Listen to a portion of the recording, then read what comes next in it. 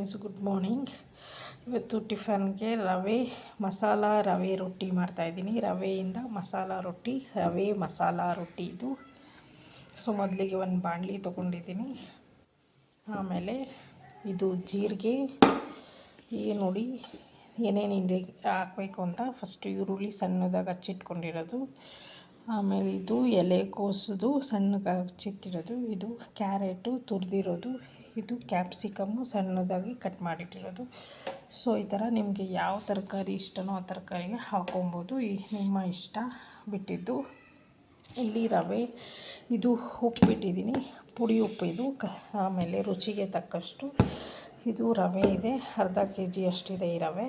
ಆಮೇಲೆ ಶುಂಠಿ ಬೆಳ್ಳುಳ್ಳಿ ಪೇಸ್ಟ್. ಸೊ ಇಷ್ಟು ಇಂಗ್ರೀಡಿಯೆಂಟ್ಸ್ ಬಳಸಿ ನಾನು ಮಸಾಲ ರವೆ ರೊಟ್ಟಿ ಮಾಡ್ತಾಯಿದ್ದೀನಿ.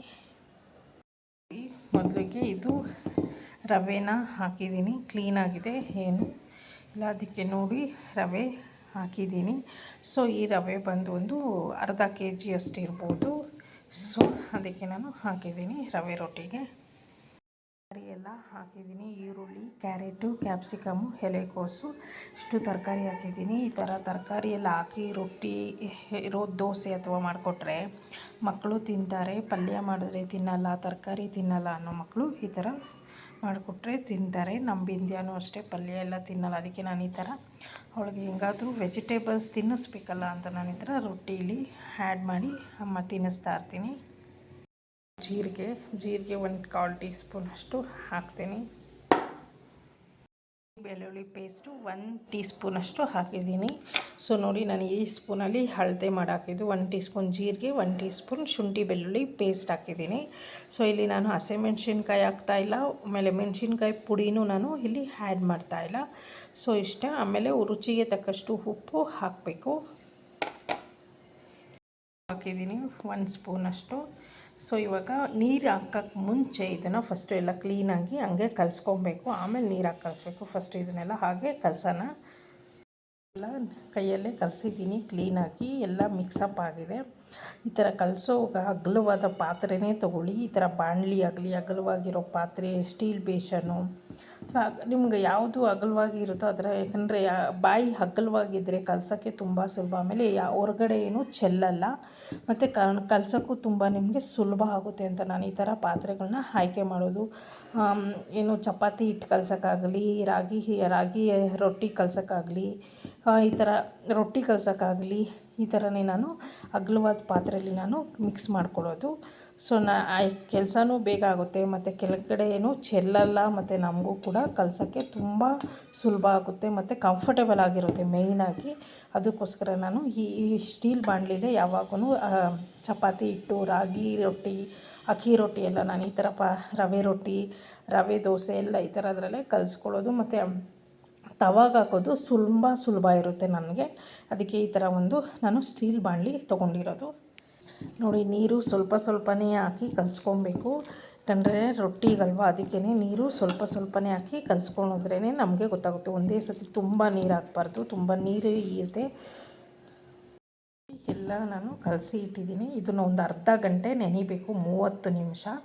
ಸೊ ಇದು ನೆನೆಯಾಕ್ಬಿಟ್ಟು ಬೇರೆ ಚಟ್ನಿ ಅಥವಾ ನಿಮಗೇನಾದರೂ ಇದಕ್ಕೆ ಕುರ್ಮಾ ಗೊಜ್ಜು ಥರ ನಾನ್ ವೆಜ್ಜು ಅಥವಾ ವೆಜ್ಜಲ್ಲಿ ಮಾಡ್ಕೊಬೋದು. ಸೊ ಇದು ಅರ್ಧ ಗಂಟೆ ನೆನಿಬೇಕು. ನೋಡಿ, ಈ ಥರ ನೆಂದ ಮೇಲೆ ಇನ್ನೊಂದು ಸ್ವಲ್ಪ ರವೆ ನೀರು ಇರುತ್ತೆ. ಆವಾಗ ನಿಮಗೆ ಇನ್ನೊಂದು ಸ್ವಲ್ಪ ನೀರು ಬೇಕು ಅನಿಸಿದ್ರೆ ಹಾಕ್ಕೊಂಡು ಕಲಿಸ್ಕೊಬೋದು. ಸೊ ಇವಾಗ ಅರ್ಧ ಗಂಟೆ ನೆನೆಯೋಕ್ಕೆ ಇಟ್ಬಿಟ್ಟಿದ್ದೀನಿ. ಇದು ಅರ್ಧ ಗಂಟೆ ನೆನೆಯಲೇಬೇಕು. ಅರ್ಧವರ್ ಆಗಿದೆ. ಸೊ ಇವಾಗ ತೆಗ್ದು ನೋಡೋಣ. ನೋಡಿ, ನಾನು ನೀರು ಹಾಕೆಲ್ಲ ಕಲಸಿದ್ದು ಇಟ್ಟಿದ್ದೆ. ನೋಡಿ ಇವಾಗ ಎಷ್ಟು ಗಟ್ಟಿಯಾಗಿದೆ. ಇವಾಗ ಒಂದು ಸುತ್ತು ನೀರು ಹಾಕಲ್ಲ, ಯಾಕಂದರೆ ಇದೆ ನೀರು ಸ್ವಲ್ಪ ಸೈಡಲ್ಲೆಲ್ಲ ಇದೆ. ಇದನ್ನು ಇವಾಗ ಒಂದು ಸತಿ ಚೆನ್ನಾಗಿ ಮಿಕ್ಸ್ ಮಾಡ್ತೀನಿ. ಸೊ ಈ ವಿಡಿಯೋ ನೋಡ್ತಾ ಇರೋರು ಇದಕ್ಕೊಂದು ಲೈಕ್ ಕೊಡಿ, ಶೇರ್ ಮಾಡಿ. ಹೊಸ್ದಾಗಿ ನೋಡ್ತಾ ಇದ್ದರೆ ಸಬ್ಸ್ಕ್ರೈಬ್ ಆಗಿ, ಪಕ್ಕದಲ್ಲಿರೋ ಬೆಲ್ ಐಕನ್ನ ಕ್ಲಿಕ್ ಮಾಡಿ.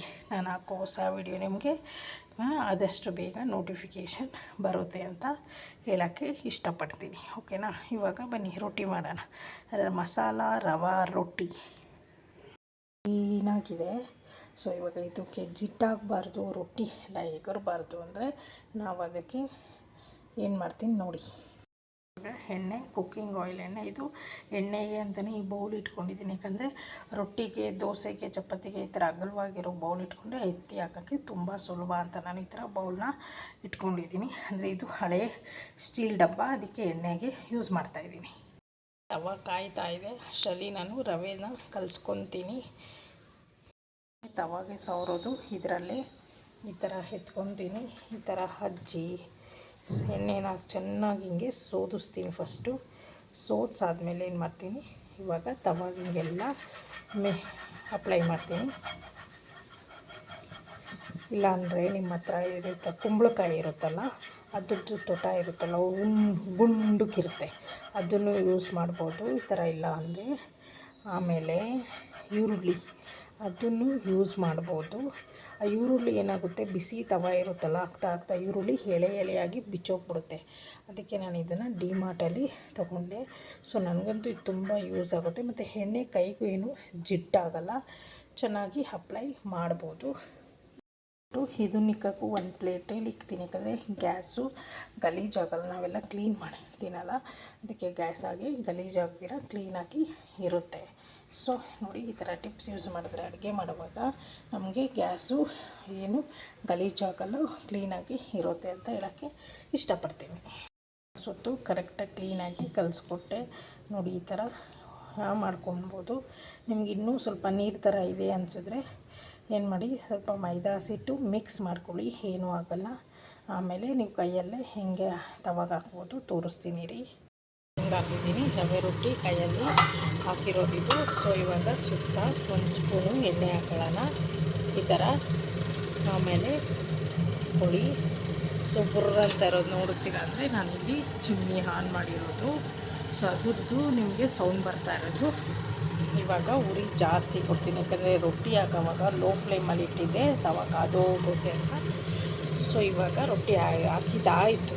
ಈ ಥರ ಹಾಕಿ ನಿಮಗೆ ರೊಟ್ಟಿ ಇದು ಫಸ್ಟ್ ರೊಟ್ಟಿ ಹಾಕೋವಾಗ, ಎರಡನೇ ರೊಟ್ಟಿ ಹಾಕೋದು ತವ ತುಂಬ ಕಾದಿರುತ್ತೆ, ಅವಾಗ ಕೈ ಸುಡುತ್ತೆ, ಹೆಂಗಪ್ಪ ಹಾಕೋದು ಏನು ಅಂತ ಇದ್ದರೆ ನೀವು ಇದನ್ನು ಒಂದು ಸ್ವಲ್ಪ ಸೌಟಲ್ಲೂ ಕೂಡ ಹಾಕೊಂಡು ಹಿಂಗೆ ಮಾಡ್ಬೋದು.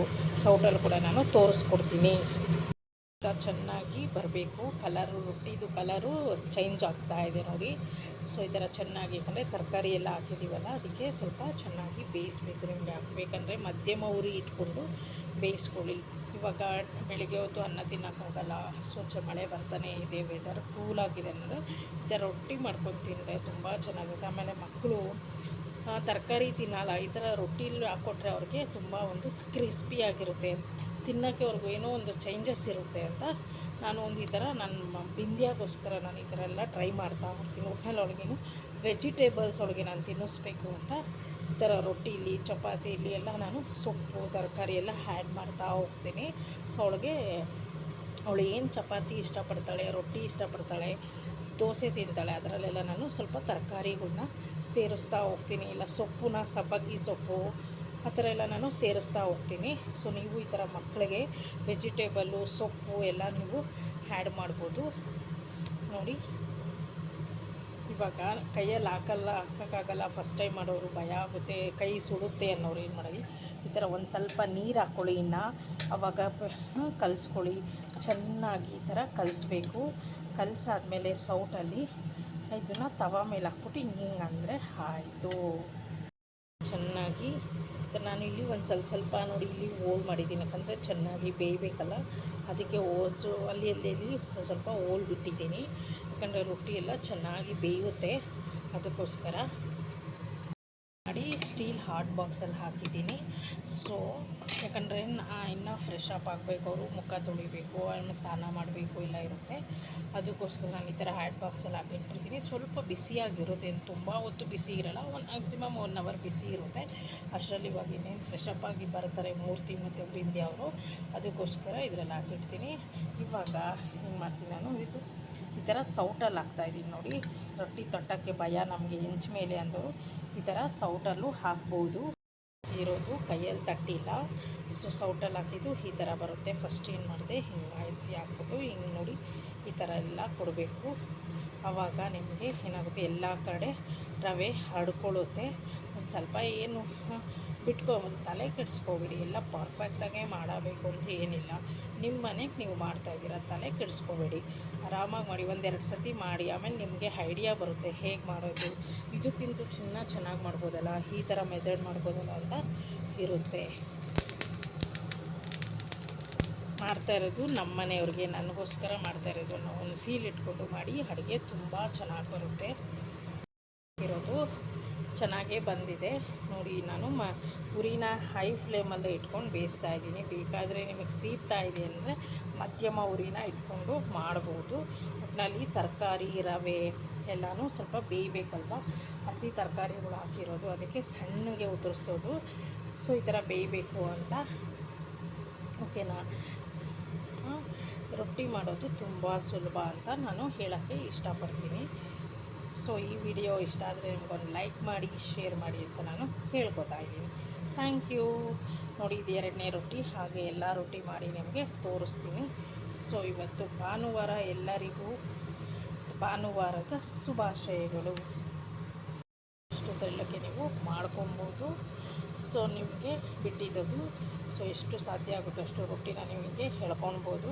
ಇಲ್ಲ ನನಗಿಷ್ಟೇ ಸಾಕು ಅಂದರೂ ಇಷ್ಟಕ್ಕೆ ನೀವು ಮಾಡ್ಕೊಬೋದು, ನಿಮ್ಮ ಇಷ್ಟ. ಇದು ಮಸಾಲ ರವೆ ರೊಟ್ಟಿ ರೆಡಿಯಾಗಿದೆ. ಎಷ್ಟು ಸ್ಮೂತಾಗಿದೆ. ಹಾಯ್ ಫ್ರೆಂಡ್ಸ್, ನೋಡಿ ನಾನಿವಾಗ ಇದನ್ನು ಕಾಳುಗೊಜ್ಜು ಜೊತೆ ರವೆ ಮಸಾಲ ರೊಟ್ಟಿನ ತಿಂತಾಯಿದ್ದೀವಿ. ಈ ಕಾಳುಗೊಜ್ಜು ಈ ಥರ ಚಟ್ನಿ ಜೊತೆ ತಿನ್ನೋದು ತುಂಬ ಚೆನ್ನಾಗಿರುತ್ತೆ. ನೋಡಿ ಎಷ್ಟು ಸ್ಮೂತಾಗಿ ಬಂದಿದೆ. ಕೈಯಲ್ಲಿ ಮುರಿತಾ ಇದ್ರೆ ಏನು ಗಟ್ಟಿ ಇಲ್ಲ, ಎಷ್ಟು ಚೆನ್ನಾಗಿದೆ ನೋಡಿ. ಈ ಥರ ನಾನು ಎಣ್ಣೆ ಎಲ್ಲ ಹಾಕಾದ್ಮೇಲೆ ರೊಟ್ಟಿ ಮಾಡಿದ್ಮೇಲೆ ತೊಳೆದು ಇಟ್ಬಿಡ್ತೀನಿ. ಎಣ್ಣೆ ಹಾಕಿದ್ರೆ ಆಮೇಲೆ ಗ್ಯಾಸಲ್ಲಿ ಇಲ್ಲಿ ಎಣ್ಣೆ ಆಗುತ್ತೆ. ಅದಕ್ಕೆ ಏನು ಮಾಡ್ತೀನಿ ನಾನು, ಈ ಥರ ಪ್ಲೇಟ್ ಇಕ್ಬಿಡ್ತೀನಿ. ಪ್ಲೇಟ್ ಇಕ್ಬಿಟ್ಟು ಅದ್ರ ಮೇಲೆ ಎಣ್ಣೆ ಹುಯ್ದು ಇಕ್ತೀನಿ. ಆವಾಗ ಎಣ್ಣೆ ಜಿಡ್ಡಾಗಲ್ಲ. ಓಕೆನಾ?